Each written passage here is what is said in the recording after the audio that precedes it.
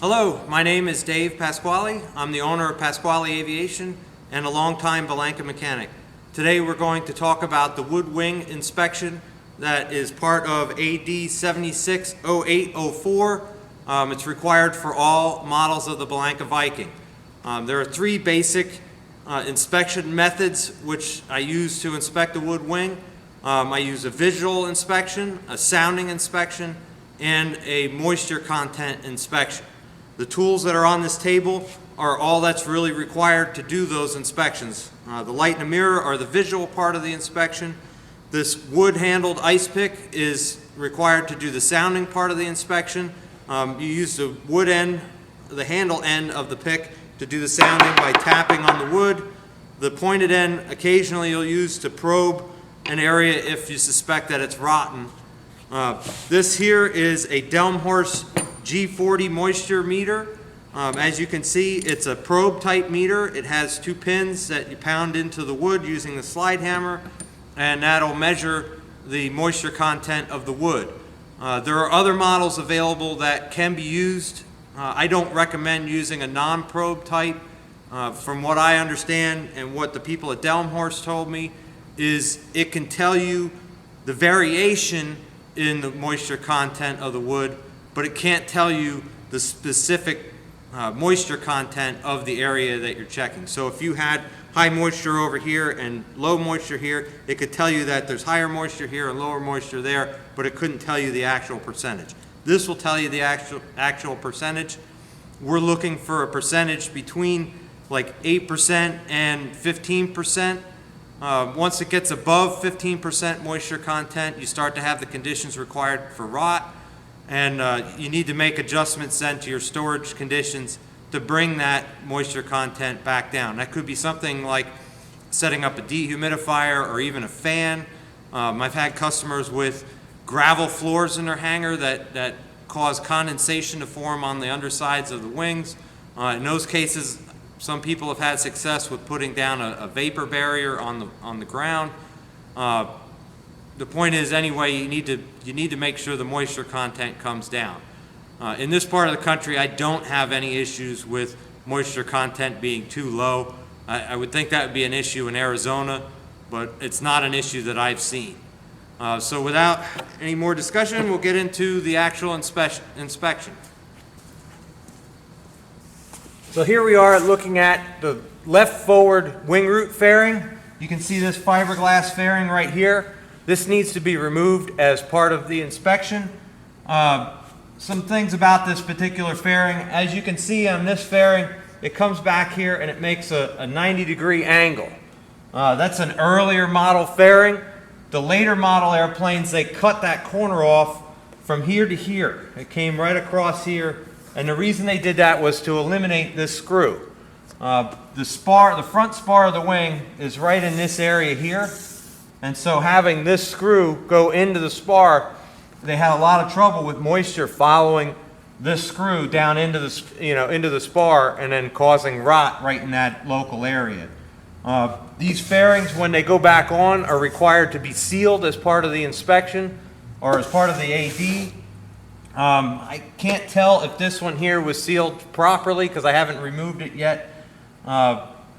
It looks like it may not be fully sealed along this edge. Usually you embed this fairing into wet sealant, and so you would have a fillet along here, and I don't see a fillet there.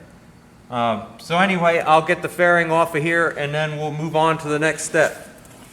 I have the screws out of the fairing, and as you can see, I've marked this one here and several on the bottom where the screws were a different size. This fairing was held on with all sheet metal screws. From the factory, that's the way they were.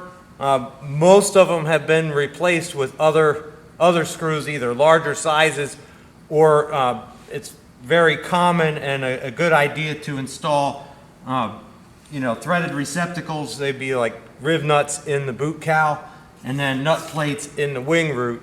That way there you have machine screws holding the fairings on, and they have less tendency to fall out and get lost. The fairing is sealed, but as you can see, I have a putty knife in here and it's not sealed correctly. This was not installed correctly. The way that these are supposed to be installed is you use a 3M auto body sealant. It's very similar to a latex caulk. That's the sealant that you use, but before you apply the sealant, you put down a layer of silicone release agent.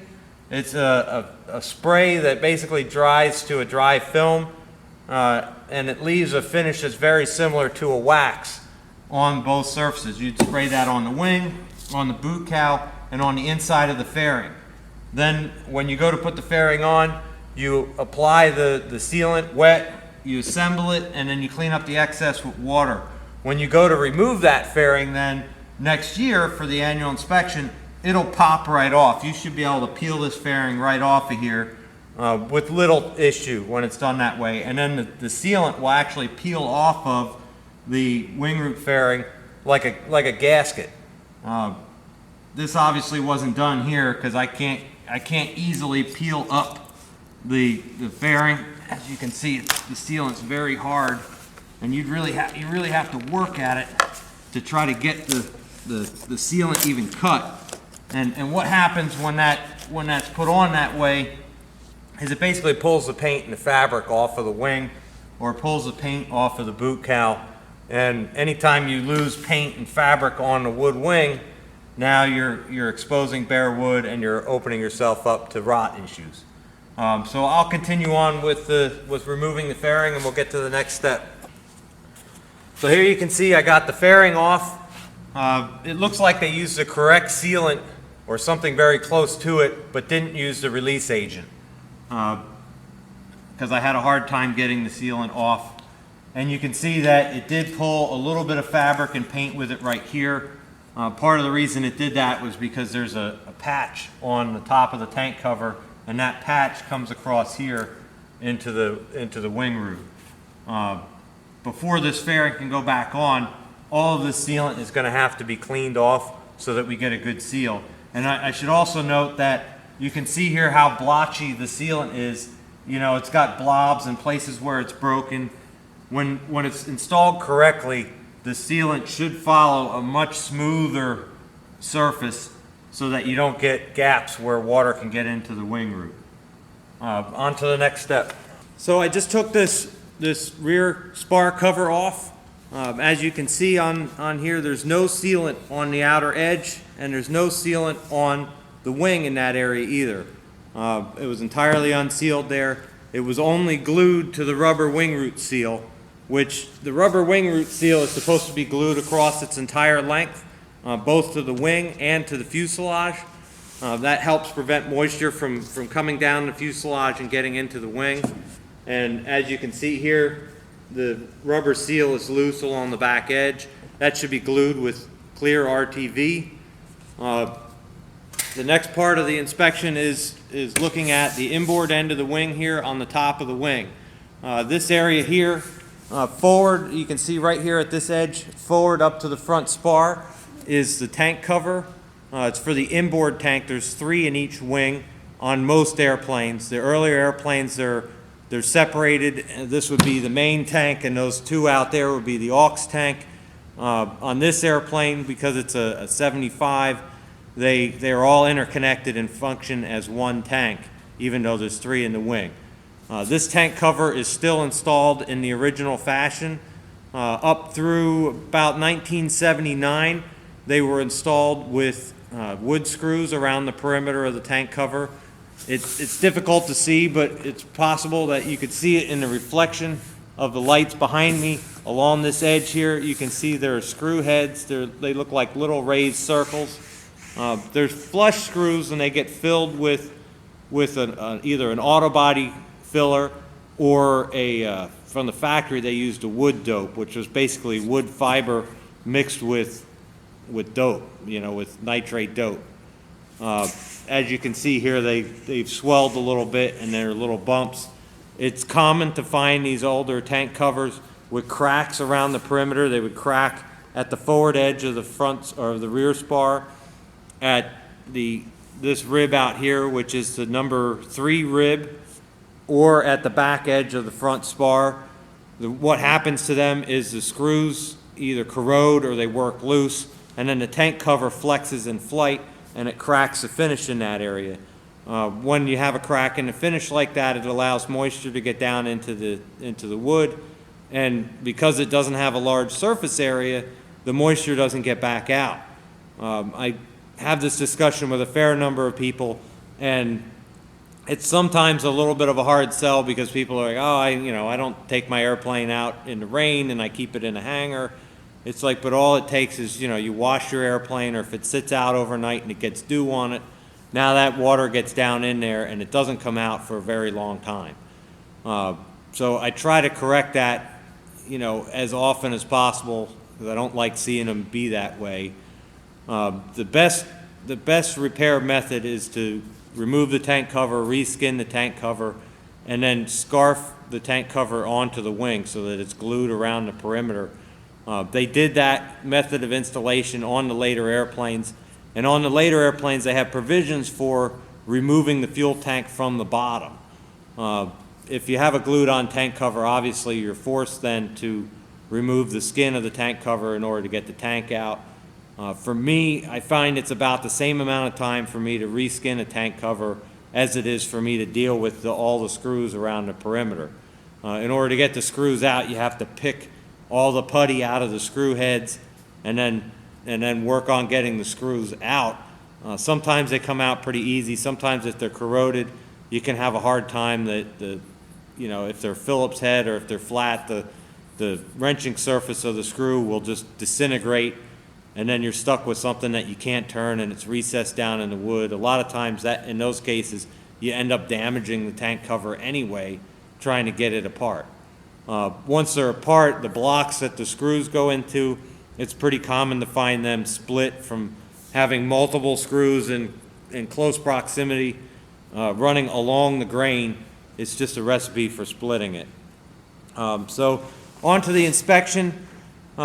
This area, as I said earlier, is common if you have a crack in there, but it's also common, through issues of not sealing the wing root fairing or the spar cover to see rot.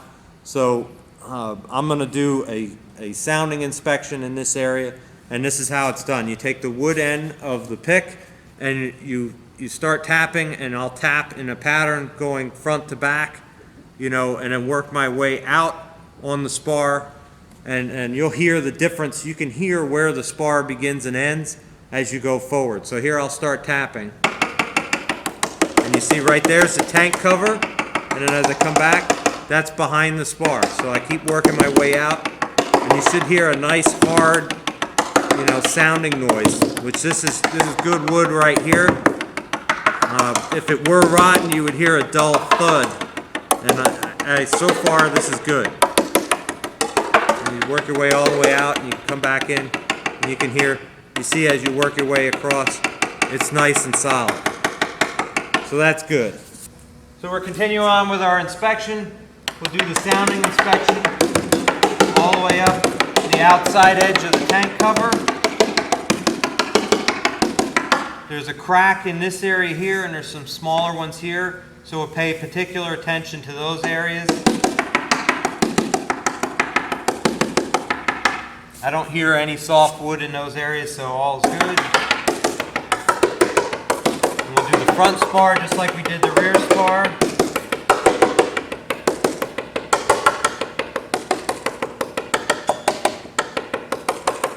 And then down the inboard end of the tank cover.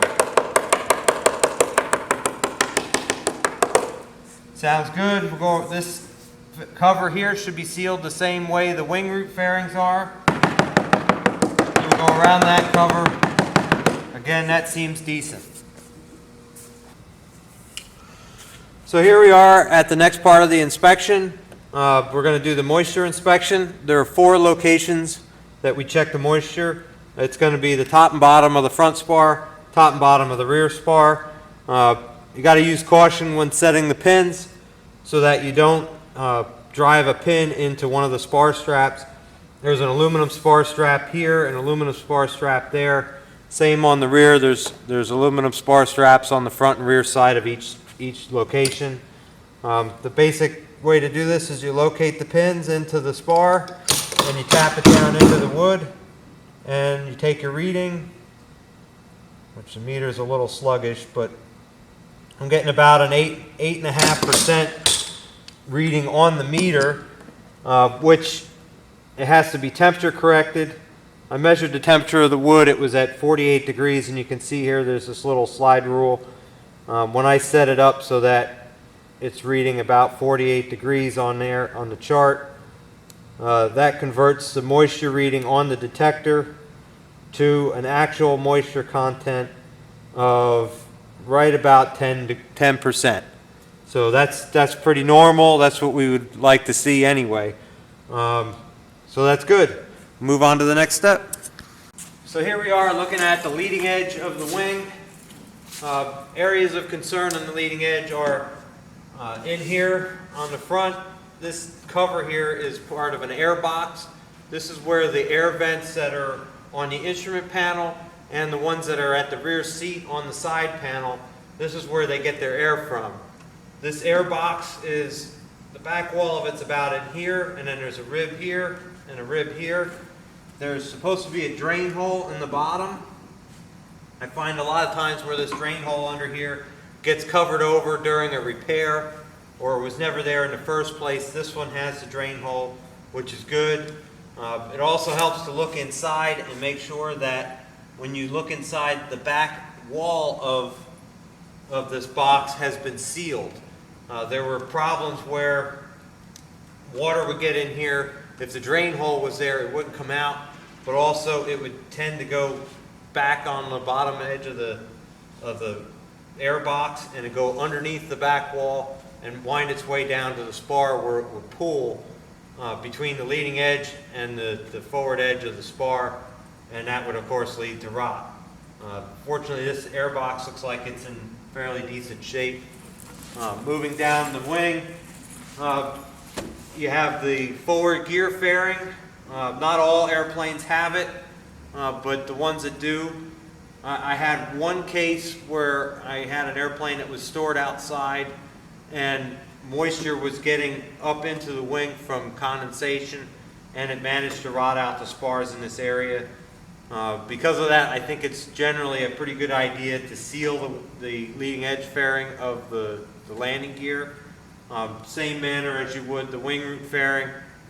When it's put on, just run a bead of sealant and use the silicone release agent so that you can get it off later on if you need to. This one here is not sealed, but you can tap around the edge of it and make sure that there's no rot.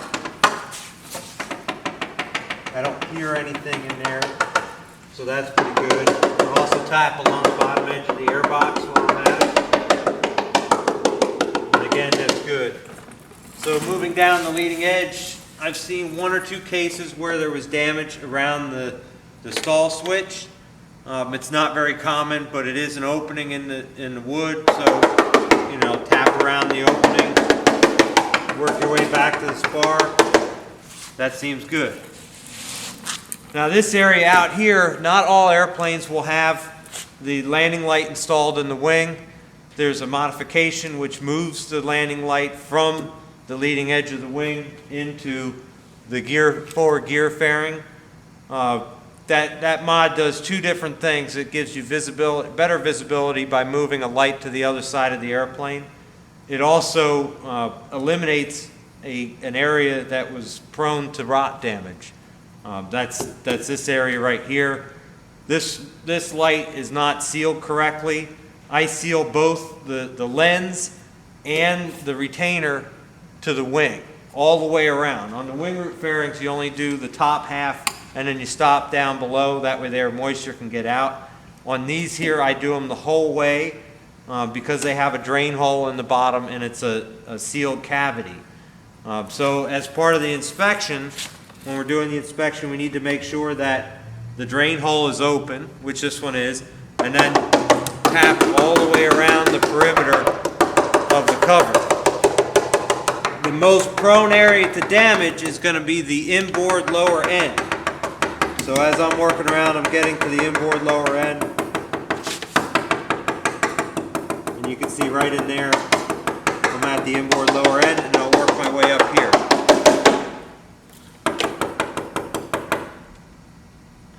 We'll take a closer look at this area on the bottom when I pull this retainer off. You know, another thing that I should note is that these landing light lenses are pretty fragile, and this one here has about a 2-inch long crack in it already, so that's not good for that lens. I would say if it's sealed on there with anything other than what it's supposed to be sealed with, that will likely lead to needing to replace that lens. So we'll move on to the next part. So I work my way out the leading edge of the wing. The whole time that you're going around inspecting one of these wings, you should be looking at the reflection in the wing. They have a smooth surface. It should be fairly easy to see if there's a repair. You can see in along here is where the leading edge of the wing is scarfed to the top skin of the wing. There's also a seam in here that's in line with the outboard end of the flap, and you can see that usually in the finish if you're looking at the reflection. Areas to tap around any opening. You want to tap around with your pick. Open up the fuel cap, make sure that the fabric is all tight in around the filler neck.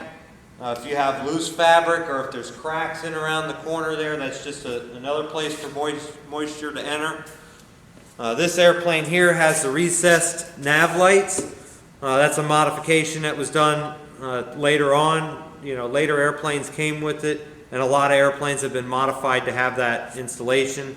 Again, it's an opening, so you tap around the perimeter of the opening, and that seems good. Now in here I see there's a repair right in here on this wing that I see, and it looks like it goes back to the trailing edge around. Can't tell. It doesn't look like it's on the bottom. Anytime I see a repair though, you want to tap around the repair to make sure that it's actually bonded well to the surface. I find a lot of people, if they don't know what they're doing in the repairs, they won't have a good fitting glue joint, and when you tap around it, you'll find that there's pretty much no bond joint where the repair is glued on. So we'll go around.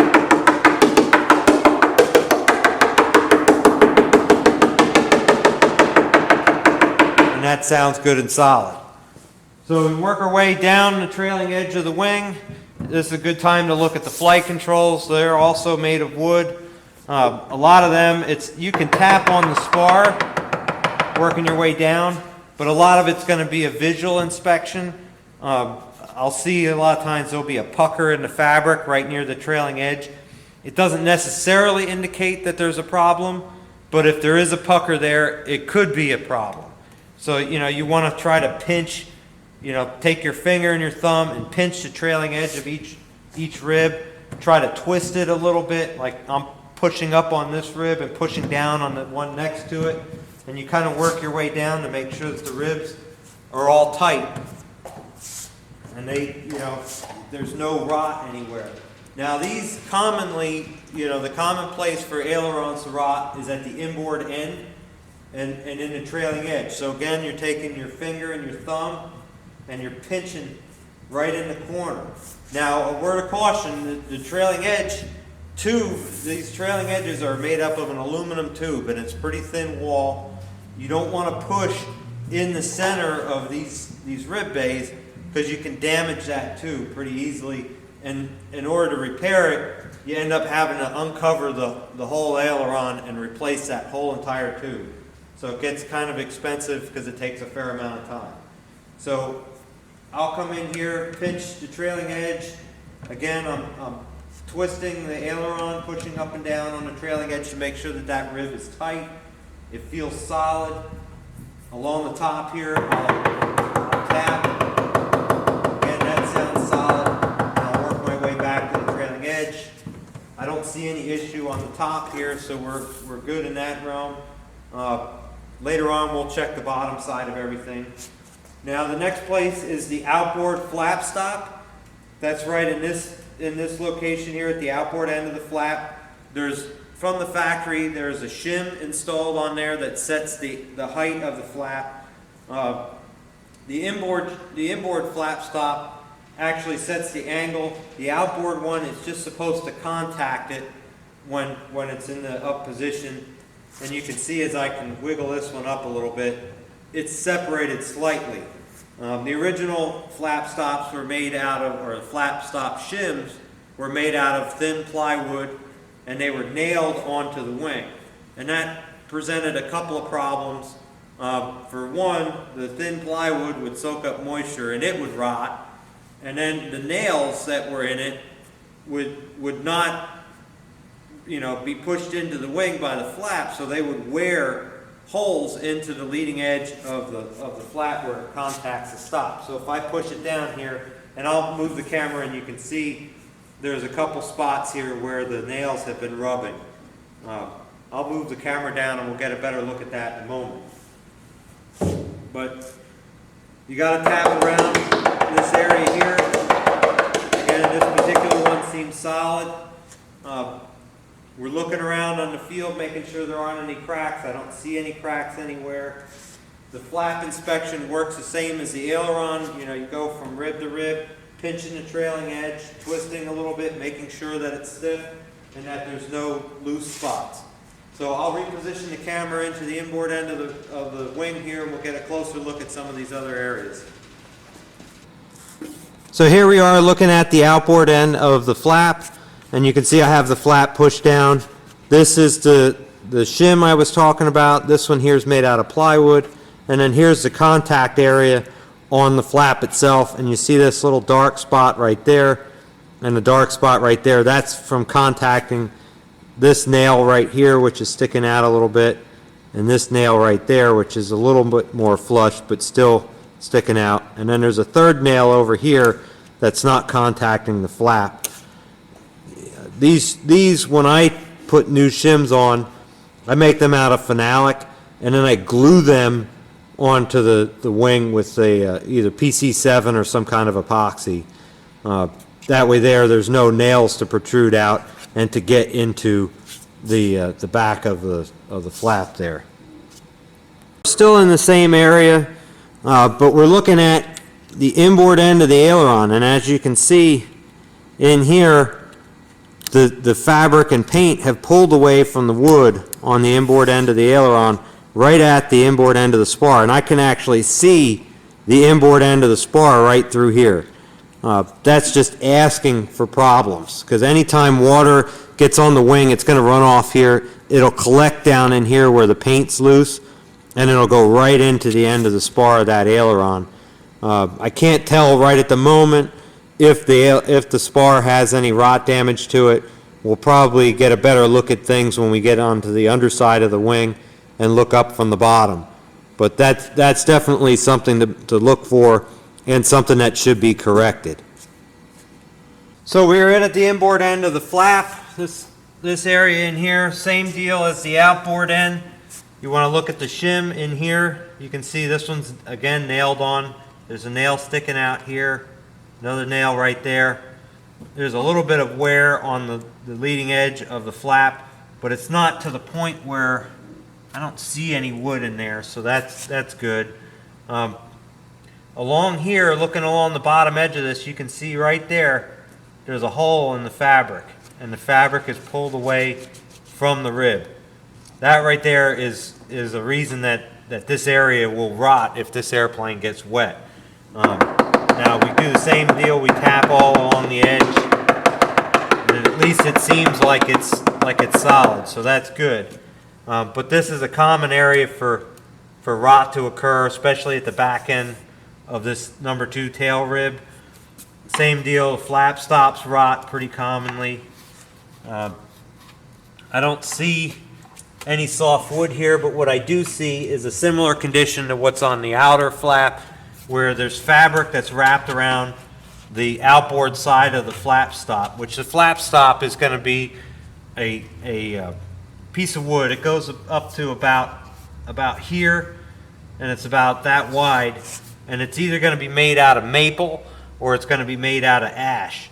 And in this case, I don't like to cover the bottom, to run the fabric across the bottom or the side of that flap stop, because again, the same thing. You have fabric that's near it, but it's not glued to it, and it's just waiting to get moisture in it, and it'll hold the moisture there against the wood.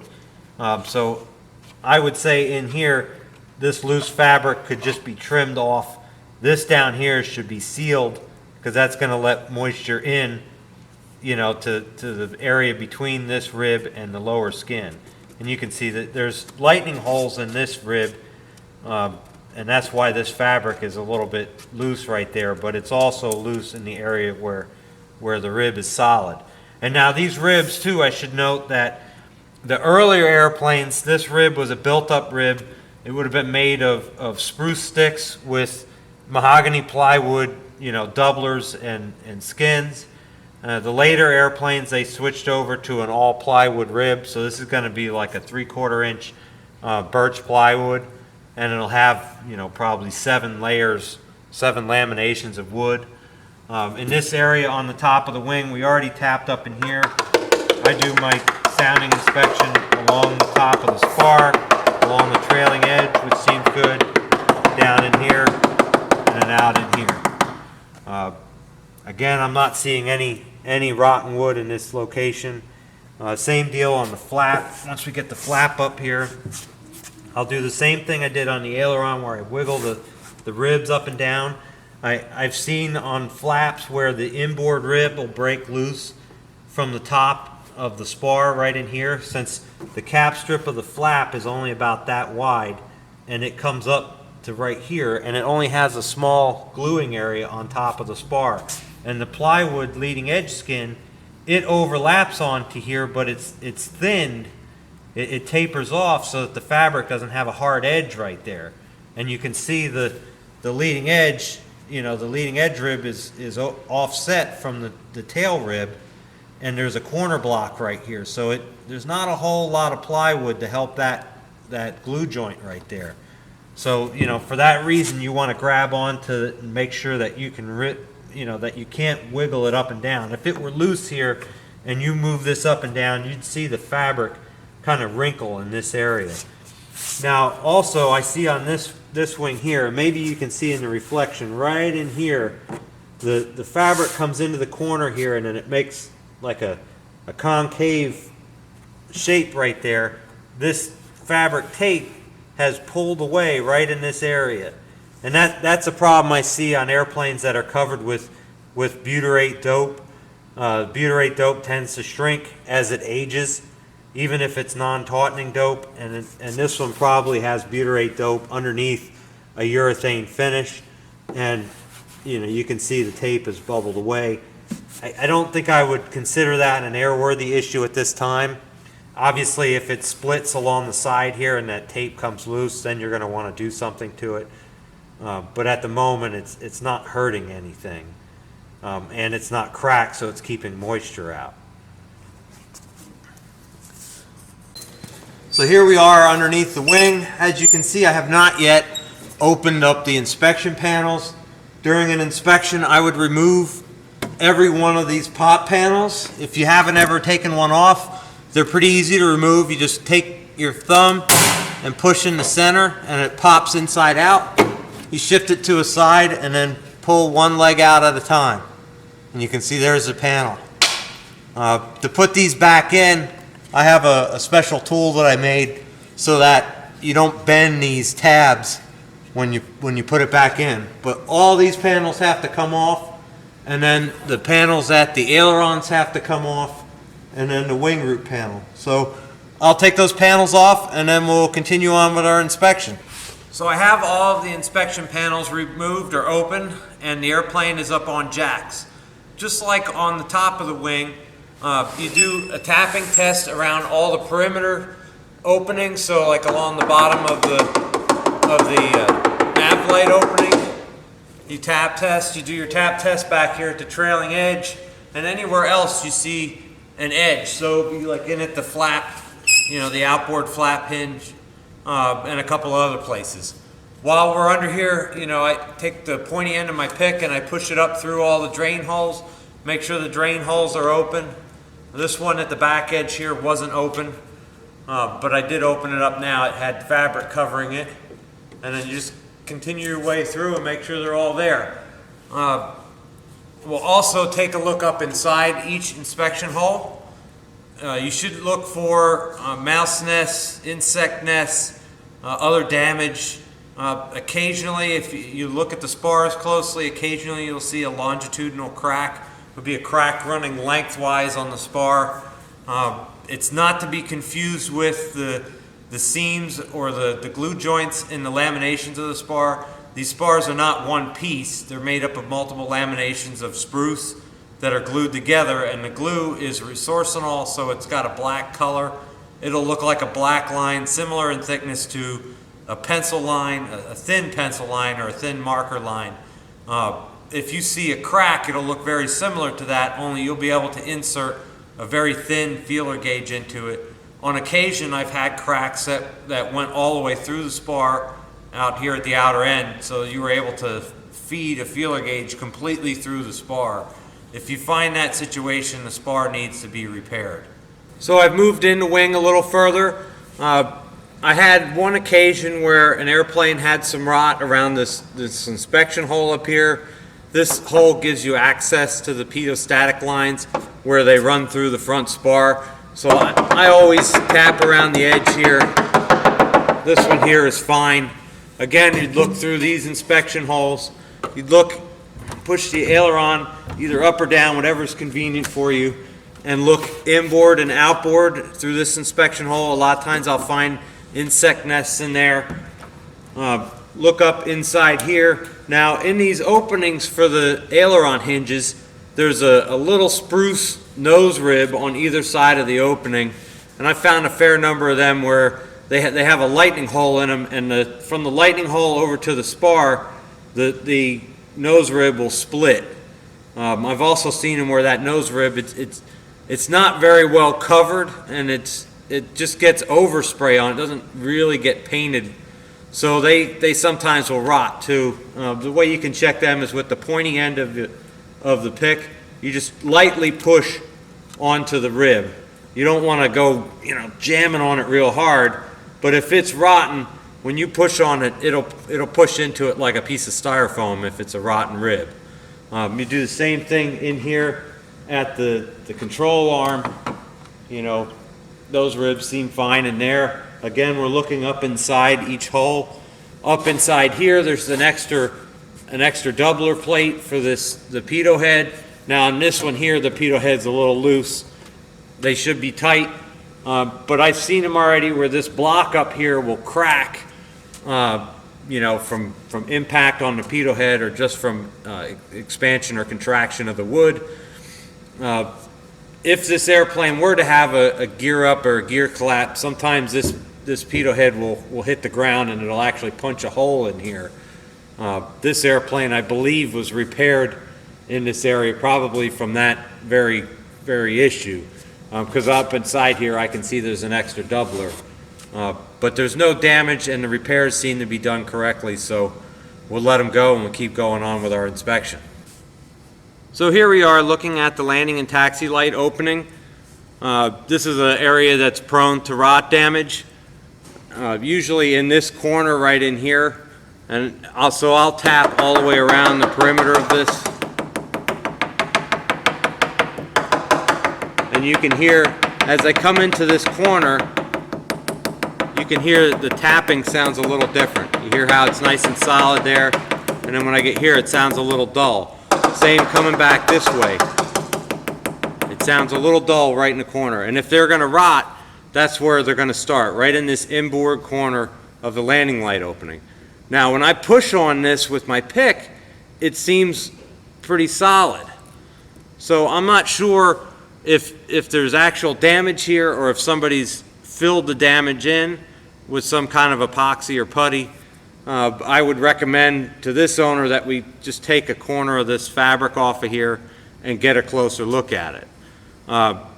In order to eliminate this possibility of rot in here, later model airplanes have had the modification done where they move the landing and taxi light to the wheel well and close off this panel here with a plywood patch, and then, of course, cover it with fabric and paint.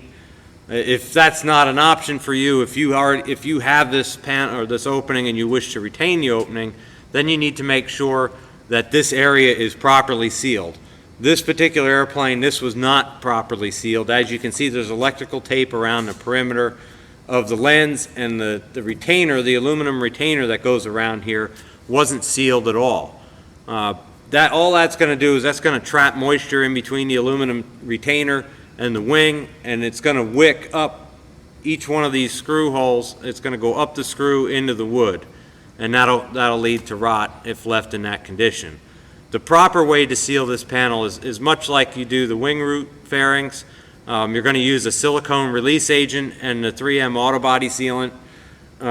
It'll be sealed around the perimeter of this plastic lens, and then it'll be sealed on both sides, and where the screw holes is, I run a bead on the aluminum retainer and then assemble all that while the sealant is still wet, and it'll squeeze out all over, and then you wipe off the excess with a wet rag. That's the only way that should really be done, and I think that they should be done all the way around. I've heard some people say that, like the wing root fairings, we only seal the upper portion of the wing root fairing and let the bottom, what would be from about here aft, open. I think that's correct in at the wing root fairing. I don't think that's correct out here because of the tendency for this area to rot and rot from the bottom up. You should also make sure that there's a drain hole right here in the corner. Make sure that drain hole is open, and make sure that it's in line with the hole in the aluminum retainer. I see quite a few of them where the lens will have shifted, and so the hole in the retainer will be blocked by the lens itself. You got to make sure that they're all in line, and that moisture, if it's in there, can get out. And if this is sealed all the way around, it'll act much like the rest of the wing, and it should help prevent it from being rotten in there. A note about repairs: if there's a plywood plate that runs on the front of the spar through here, it goes all the way into the inboard end of the wing. It tapers off out here in the landing light opening. That plywood plate is made out of 3/4 inch birch. If it has any damage to it, it's not allowed to be spliced. So what that means is if it's damaged, you have to take the leading edge of the wing off and remove the whole entire plywood plate and put a new plate back on the spar. That's pretty challenging work, and it's very time consuming to do. I've done those type of repairs. Currently, with the market the way it is, it's cheaper to buy a used serviceable wing than it is to repair a wing with a damaged plywood plate. So for that reason, I would be very particular about how this area is maintained. If you maintain it properly, you shouldn't have any trouble with it. So here we are looking at the inspection hole that's outboard of the wheel well, just ahead of the rear spar. This right here, that's slightly out of focus, that is the fuel feed line running from the outboard tanks to the inboard tanks. What's of note in this inspection hole and what you should be looking at is this right here is the rib that runs along the outside of the wheel well. That is rib number 4. And right here is the rear spar up in there. And this is a corner block right in here. And then right here, if you look right where I'm pointing at, is a crack in the outer skin of this rib. And this one here is also cracked on the inner rib or inner skin of this rib right in there. It's difficult to see because it's slightly out of focus. But right here, this crack right here, that's fairly common. And that's caused by the landing loads of the landing gear when the airplane touches down. It's possible that it's due to a hard landing, but I've seen them, form cracks in wings where I don't believe there was a hard landing. But in any event, the spar or the landing gear is going to push aft on the spar, and when it pushes aft, it tends to want to pull this area apart where it's thin, and so that's what forms the crack. If you find a crack like this, that area obviously needs to get repaired. This one here will also get repaired. So here we are looking at the landing gear well. We're looking from the front going aft. A word of caution when you're working on the airplane, on a Viking, if it's on the ground and you push up on this area right here, this is the drag strut that runs from the front spar back to the rear, or back to the trunnion here. If you push up anywhere on this drag strut while it's on the ground, this landing gear will collapse on you. There is no positive down lock. It's only held in place by a spring, and there have been several cases where people have done that and the airplane the landing gear will collapse and the airplane will fall on them. For that reason, I recommend that if you're doing anything around the landing gear or around the landing gear opening, that the airplane be placed on jacks. That way there's no chance of the gear collapsing on you. For our wood inspection, I do a tap test around the forward part of the landing gear opening. I also go up the spar around the drag strut bracket, which you can't see in this picture, but I have seen it where there was where the spar was damaged in that area from moisture. Also going back in here, I try to tap around in the back here in between this rear fairing and the wing. I've found several cases where the plywood in the flap well is rotten back there, which is all the way at the back of that fairing, and that's probably more easily accessed through the flap well than it is through the landing gear. But anyhow, go all the way around doing your tap test around the perimeter, make sure there's no areas that sound soft, and then you move on to the next area. So now we're behind the landing gear. This is the rear fairing in here, and this is the flap. We're going to want to take and pull the flap down, and then look up inside these inspection holes in here, and then in here, looking in this hole, you really can't see inboard. There's a compression rib right here, and that rib has the guide blocks for the aileron control, or the aileron push rod running this way. So you can see that rib and you can see the guide blocks, and you can look around inside here for rot or anything like that. Mainly you're going to find insect nests in here, or mouse nests, because these panels are open and they sometimes get up in there. But you'll look outboard there, look inboard and outboard here.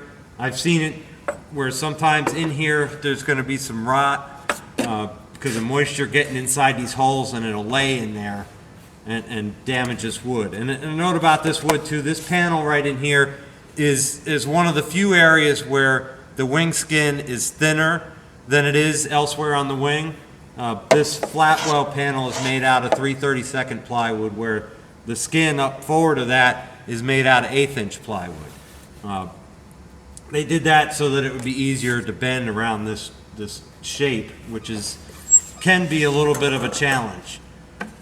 So anyhow, look up inside here, make sure there's no rot, and then no nests or anything like that. Then we'll take a look at the flap. Now this flap here has some damage to it. It's been impacted by something. So right in this area, as you can see, when I push on the skin, it's very squishy and soft right here, and it's flattened right there. So I think something came back and hit this. It may have gotten kicked off of the tire, or it may have been from something else. There's also this weird damage here. This seems to only be in the paint and the fabric. Again, that's not an ideal situation on a wood surface to have cracks in the paint. Anytime there's cracks in the paint, moisture can get through to the wood. I go along, when I'm inspecting these, I go along and make sure all the drain holes are open, make sure that everything feels solid. Like I said, this feels squishy in there, and it also in here feels real soft. I think there's rotten wood right here at the inboard end of this flap, which would be a common area for this to rot. I'll reposition the camera and we'll get a closer look at this area in here. So this is the number 2 tail rib running along here, and this is the inboard end of the flap, and this obviously is the fuselage in here. The rear spar is in this area right here. Over here is the front, or the spar straps for the rear spar. This area is something that is an area that needs a lot of attention. It needs to be paid very close attention to. I find a lot of rot in these ribs along here and in the skin along here. It has a lot to do with how this area is covered. People will cover the outboard edge of the rib with fabric, and then they take the fabric from here and they wrap it up around. It's not necessarily wrong, but it needs to be, you need to make sure that there aren't any gaps in this fabric where it wraps around here. And in this particular airplane, you can see right here, there's a hole right there in the fabric, and there's a hole right here in the fabric. And that's from people cutting the fabric this way to make tabs to fold up around. The way I usually do that is I'll cover the bottom of the wing. I'll fold, I may have to cut tabs in here. That's just a fact of life. You cut the tabs, you fold them up. You make sure they go all the way into the corner of this little lip right here, and then up the face of the rib. And then the rib gets a piece of fabric over top of it, and make sure that that's well glued, and it also comes into the corner here. And then if there's any little holes in any of that fabric before you paint it or during the painting process, make sure they get filled in. That way this area is completely sealed and doesn't allow moisture in. For the inspection, you come along and you do your tap test, go all the way out along the trailing edge of the wing. Same deal in the flap, you'll come in here. Now it can be tricky because the fabric will sometimes be sitting away from the bottom of the structure, and you can hear, that tap's fine. The interesting part with this right here, as I said earlier, is there's a soft spot right here in this skin, and you can see as I push on it, it has a lot of give right there. And I would suspect that either this has an impact damage right here, or the wood is rotten in that area. If it's rotten here, usually this rib or the inboard end of the spar or this rib are rotten. Other things that can happen with the flap in here, as you can see, if I wiggle this one, you can see how much play there is between the arm here and the flap. And there's also play on this side too, between the wing bracket and the wing. But what happens in here is there's a hardwood block that's glued to the inside of this rib. It's glued to the back of the spar. It gets an eye bolt through it for the spring that returns the flap up to the up position. That block can sometimes split because you got 3 bolt holes that are all in a line with the grain of the wood, and that'll lead to a split in that block, and then this will become loose. This is that's much more prone to happening if these bolts in this bracket are allowed to be loose like this. So anytime you see a condition where it moves like that, you should try to snug these bolts up. And in order to do that, you have to cut a hole in the bottom of the flap and get up inside there and tighten them up. If you find, now I have found where people have over tightened them, and then you'll see there's a large washer, and they'll actually crush that washer into the block there. A lot of times that'll lead to splits on either side of the washer. And it can also, accelerate a split running up through the bolt holes. If that's the case, then this inboard end of the flap needs to be rebuilt. You'll have to, you have to cut fabric off and cut structure apart in order to be able to replace that block of wood. I've done that repair quite a bit, and it can get expensive, so you try to stay ahead of it if you can. Moving in here to the inboard end of the wing, like I said at the top, anywhere that there's an edge, there's prone to damage, so I would do your tap test along the inboard end of the spar, and I'd run that all the way out to the wheel well. This one seems fine. Again, check to make sure drain holes are open, same within the flap. There should be one back here in the corner where there isn't. You can see there's one here. I like to see one in here too, even though the flap kind of tapers toward this rib, but not completely, depending on which way the airplane's sitting. So I like to see a hole right there. And then there's also drain holes back in here, which these all look like they're in place. And drain hole in here, here, and here. There's additional structure running along this rib right here is the number 1 rib. And there's some additional structure running in to support this area of skin. And that's what these extra drain holes are for. So we'll take and move on to the next area. Looking at the wing root from the leading edge looking aft, you can see here is our front spar, our rear spar is way back here, and this is the inboard end of the wing and the fuselage. You want to make sure that you do your tap test in here, working your way all the way out to the landing gear fairing. This one is fine. As I mentioned when we were up on the top of the wing, there's the air box up in the front here. That drain hole at the bottom corner of the air box is right there. You need to make sure that drain is open. I recommend tapping in this area to make sure that there's no rot at the back end of that box or below it. Like I said before, I like to seal the bottom end of the box and the sides going up to the opening. That prevents moisture that gets into the box from coming past the back wall and laying against the front of the front spar. Make sure that's all sealed up, and then you won't have rot in here. I should note that on some of the early airplanes, they came out of the factory with a piece of insulation wedged in between the fuselage and the wing in here, forward of the front spar. Most airplanes have had that piece of insulation removed. If yours has it in it, you should remove it, because all that insulation does is hold moisture in there and damage the wood structure. You can see here these two little pinholes. They're from our moisture meter. This is where you would take the moisture reading on the bottom end. Same back here at the rear spar. You would take a moisture reading as well. Take a look around up inside the gap between the wing and the fuselage and make sure there's no damage, no mouse nests or insect nests or anything of that nature. No leaking fuel lines or anything like that. I should also note, when you're putting the wing root fairings on here, you need to make sure that you don't put any screws into these aluminum straps. I see on this one here, there's a hole right here that's directly underneath this strap. I'm going to have to do some further investigating to make sure the strap wasn't damaged. And I've seen some airplanes where people have actually drilled holes in those aluminum straps trying to install screws in the wing root fairings. That obviously takes away from the strength of that strap, and if that's the case on your airplane, the strap would need to be replaced. In order to replace one of those straps, the wing has to be removed from the airplane, so you want to pay particular attention to that. Also, when you're installing the wing root fairings, you need to make sure that this drain hole right here is left open.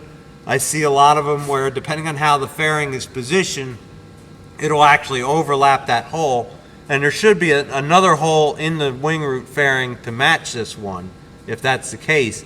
But I've seen it where people will put screws in there, and some people even put something like a drywall fastener or something inside the wing right here, so that the screw will stay in that hole, because it's a fairly large hole. It's a 1/4 inch hole, and you're trying to put a number 6 or number 8 screw into there, and obviously it's not going to bite anything. So they thought that the right answer was to put a fastener in there, or a receptacle in there to hold the fastener.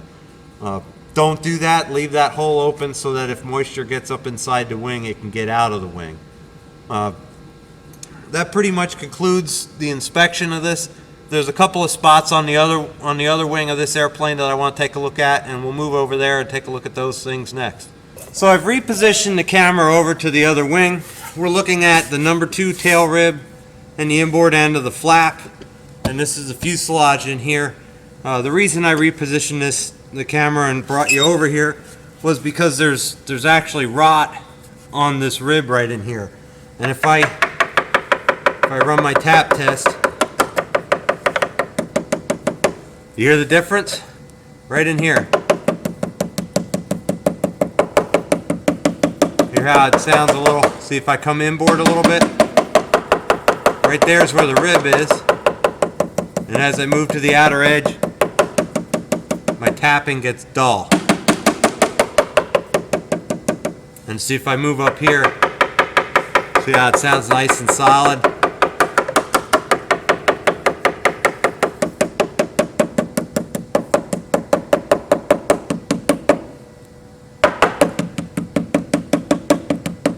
here, right in here, it's rotten. And if you take the side of the pick and you push on it, you can see how it just deflects into the wood. Especially right in there, you can see it's real soft and squishy. And you hear it's kind of crunchy too. I took a mirror and looked up inside here, and there's actually some fungus growing on the inside of the rib, on the opening up in there. I got some pictures of it. I'll try to see if I can get the camera in there and get us a better look at it. But you can also see, you see how the fabric is loose in here around this corner. That kind of condition is what leads to the rot in here, and also the fabric on the outer side of the wing, which you can't really see from where the camera is also very loose. It's not attached to that rib at all, and it's just a recipe for disaster. It just allows all that moisture to stay in there and holds it against the wood. You know, like I said, on the other side, you do the same inspection as far as twisting the ribs on the flap, and then, you know, checking for play in here, and you can see here that everything is very loose right in that hinge area. But I have one other spot I want to show you guys, and then that'll be the end of our inspection. So I moved the camera over to the outer end of the right flap. As you can see, there's been a repair in here, and there's also some damage to it. If you squeeze this area, it's kind of soft and crunchy a little bit, and I don't know if this repair is what's causing it to be that way, or if there's rot in here and this repair is somebody's attempt at fixing it. But one of the things I wanted to point out was that, you know, I mentioned twisting the ribs at the back edge of the flap in order to see if they were attached up here. And this one here, if you flex it, I don't know if you can see that in the video, but you can see right here the skin bulges up here, and then a wrinkle forms across the fabric in that area when I do this.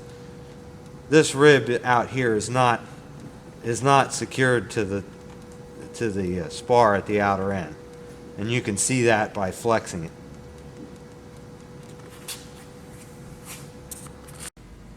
That concludes our inspection. If you have any questions or need to get in touch with me, I can be reached at the email and the phone number listed below. Again, my name is Dave Pasquale. I'm the owner of Pasquale Aviation, and I thank you for taking the time to watch this video.